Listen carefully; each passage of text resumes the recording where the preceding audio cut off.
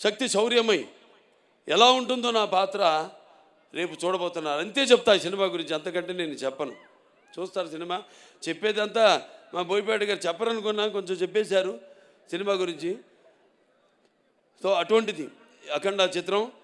మరి ఎంతోమంది, ముఖ్యంగా ఈ నా చిత్రానికి మా డైరెక్టర్ గారి గురించి ఇప్పుడు నా గురించి చెప్పరా, అలాగే నేను ఆయన గురించి చెప్పను.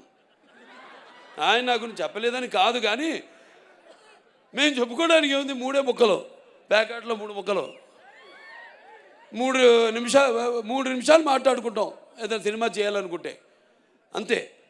4 నిమిషం ఉండదు, 3 నిమిషాలు మాట్లాడుకుంటాం. ఎస్ వీఆర్ గోయింగ్ హెడ్ అనుకుంటాం, వెళ్ళిపోతాం, ఇక దిగిపోతాం ఆ రంగంలోకి, ఆ మహాయజ్ఞంలోకి అంటా నేను. ఎందుకంటే మేము చేసేవన్నీ యాక్టింగ్ అంటే, నటన అంటే, అభినయం అంటే ఏదో నవ్వడమో అరవడమో ఒకళ్ళ కళ్ళల్లో నీళ్లు తెప్పించడమో కాదు. ఆయనకు తెలుసు, నాకు తెలుసు యాక్టింగ్ అంటే ఏంటో, మా వాళ్ళందరూ తెలుసు.